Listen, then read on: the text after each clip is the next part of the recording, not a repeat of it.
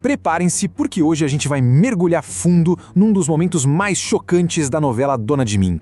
Sabe aquela virada na história que deixa todo mundo de queixo caído?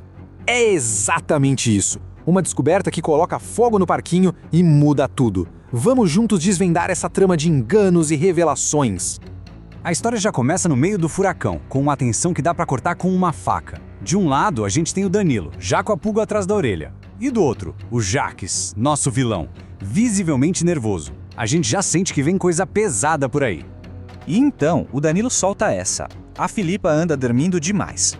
Parece uma observação simples, né? Mas não se enganem. Isso aqui é uma isca. Ele tá testando as águas, porque no fundo ele já sabe que tem algo muito, mas muito errado acontecendo com a Filipa. E a reação do Jaques é imediata. Ele já fica todo na defensiva, impaciente, nervoso. O que você está insinuando? Sabe quando alguém toca exatamente na ferida? Foi isso que aconteceu. A resposta dele praticamente grita culpado. O Danilo acertou em cheio. Ok, mas aí fica a pergunta: como é que o Danilo chegou a essa conclusão? Essa desconfiança não brotou do nada, né? Pois é. Tudo começou com uma descoberta feita totalmente por acaso, que acabou revelando a pontinha de um plano terrível. E o mais curioso é que ele nem estava investigando. O Danilo só foi até o apartamento antigo do Jaques para quebrar um galho, fazer um favor. Foi o puro acaso que o colocou no caminho da verdade, o que deixa tudo ainda mais impactante. E é lá que ele encontra a prova do crime. Não uma, mas várias caixas vazias de soníferos. A desculpinha do Jaques de que tem dificuldade para dormir, francamente não cola. Aquela quantidade de embalagens ali conta uma história bem mais sinistra. Beleza. Com essa informação na manga, a gente volta pro confronto. Agora, entendendo o que o Danilo encontrou, a acusação dele ganha um peso gigantesco. Ele não tá só jogando verde, não.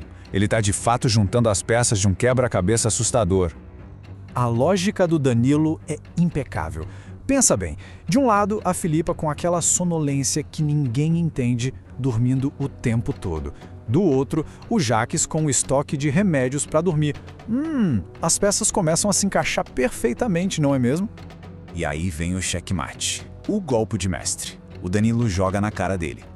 Aposto que se eu comparar uma pílula dessas com a do remédio dela, vai ser parecida.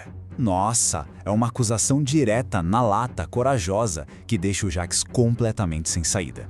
Encurralado, o que um vilão faz? Ele muda de tática. Aquele nervosismo todo some, a defesa acaba e dá lugar ao ataque. Agora a gente vai ver a verdadeira face do Jaques, e ela é bem sombria.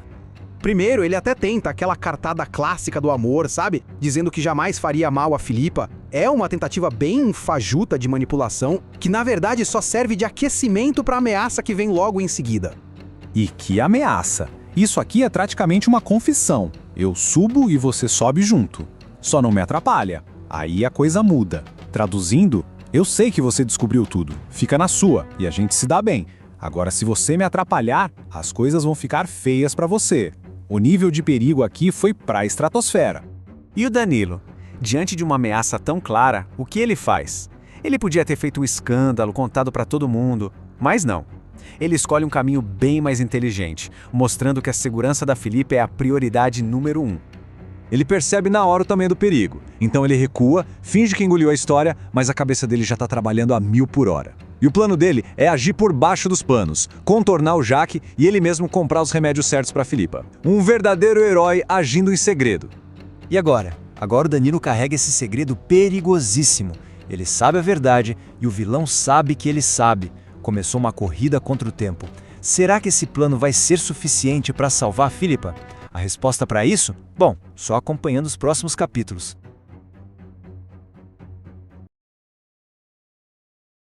Olha, a vida do vilão Jaques, lá em Dona de Mim, tá prestes a virar um verdadeiro inferno. E aqui a gente vai entender direitinho como 4 figuras do passado dele estão voltando, todas ao mesmo tempo, para cobrar conta. É bom se preparar porque a gente vai acompanhar a queda desse tirano. Pois é, essa é a pergunta que não quer calar. O que será que acontece quando os piores medos de alguém resolvem aparecer na vida real, todos juntos? A gente vai ver como o cerco está se fechando para o Jaques, com inimigos vindo de todos os lados para um acerto de contas que promete ser épico. Idão, para a gente entender o tamanho da tempestade que vem por aí, a gente precisa primeiro dar uma olhada na calmaria do Jax. Ele tá lá, todo convencido de que tá no controle de tudo. Com o grande rival dele, o Ricardo, em coma no hospital, o vilão tá achando que finalmente pode relaxar. Certo? Erradíssimo. Essa paz dele, olha, vai ser bem curta. Enquanto ele tá lá comemorando a suposta vitória, tem uma tempestade perfeita se formando no horizonte e ela tá prontinha para desabar em cima dele. E o pior, essa tempestade tem nome e sobrenome. 4 para ser exato. E estão aí eles, os 4 cavaleiros do apocalipse particular do Jax. São personagens que estavam sumidos, mas que agora estão voltando com o objetivo em comum: vingança. Vamos conhecer de perto cada um desses pesadelos. A primeira grande ameaça está ressurgindo das cinzas. Depois de meses sem dar sinal de vida, uma personagem essencial está de volta. E ela não volta de mãos vazias, não. Ela traz a única arma que pode, de fato, destruir o Jaquez de uma vez por todas. O poder que a Patrícia tem nas mãos é... absurdo. Mesmo com o irmão dela fora de jogo, só o fato desse vídeo existir já é o suficiente para que o maior crime do Jax venha à tona a qualquer momento. Ela é literalmente uma bomba relógio prestes a explodir. A volta da Patrícia por si só já seria um problemão pro Jax. Mas o que ele nem sonha é que tem outros inimigos se organizando nas sombras. E o pior, são pessoas que conhecem muito bem os métodos dele. Agora, a segunda e a terceira ameaças não vêm sozinhas, não. Elas formaram uma aliança perigosíssima. A Tânia e o Wanderson, que já foram aliados do Jax, agora têm um inimigo em comum. E, claro, um desejo enorme de vingança. E é aqui que a história deles se cruza de um jeito perfeito. A Tânia quer uma revanche pessoal. Já o Wanderson, ele quer limpar o nome dele. Afinal, foi ele quem levou a culpa pelo crime do Jax, né? Juntos, eles se tornam uma força focada em achar a única prova que pode inocentar um e condenar o outro. E olha, eles não estão para brincadeira. Eles têm um plano. A Tânia se infiltra no hospital para conseguir a informação quentinha. Assim que ela descobre o segredo, ela aciona o Wanderson, que é tipo a força-tarefa da operação. É uma caçada fria, calculada, com um alvo bem definido, o Jax. Se inimigos vivos já não fossem o bastante, o Jax ainda vai ter que lidar com uma ameaça de outra dimensão. É isso mesmo. A principal vítima dele não vai ficar quieta, nem mesmo depois da morte. O Abel, aquele que o Jax assassinou, vai começar a se manifestar. Ele vai voltar em sonhos, em visões, para as pessoas que ele amava.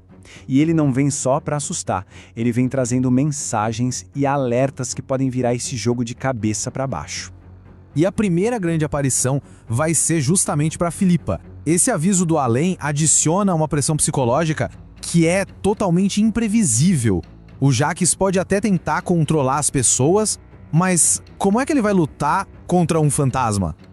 Agora vamos juntar todas as peças desse quebra-cabeça. O que a gente está vendo não são ameaças isoladas, de jeito nenhum. Pelo contrário, é uma rede muito bem conectada que está se fechando ao redor do Jax, vindo de todas as direções possíveis. E é assim que a armadilha se completa. A gente tem a guardiã da prova, a mente por trás da vingança, o executor da busca, e até a vítima clamando por justiça do outro lado da vida. Cada um tem um papel-chave. Juntos, eles são a tempestade perfeita. E essa é a grande questão, não é? Com o cerco se formando desse jeito, de uma forma tão implacável, parece que os dias de impunidade do Jax estão com as horas contadas. Mas a gente sabe que um vilão encurralado é sempre mais perigoso. A pergunta que fica não é se ele vai escapar, mas sim quem mais ele vai levar junto com ele nessa queda. E aí, pessoal? No capítulo de quarta de Dona de Mim, a coisa pegou fogo, hein? Então se prepara, porque a gente vai mergulhar fundo nas reviravoltas, nos segredos e nos planos que prometem mudar o rumo de tudo. Vamos analisar cada detalhe. Olha, o capítulo já começa com aquele clima de tensão. Uma sombra do passado resolve voltar para assombrar todo mundo. É, uma figura bem misteriosa, parece do nada. E a presença dela é o que faltava para começar uma série de eventos que colocam todo mundo em risco. E a grande pergunta que abre o capítulo é exatamente essa.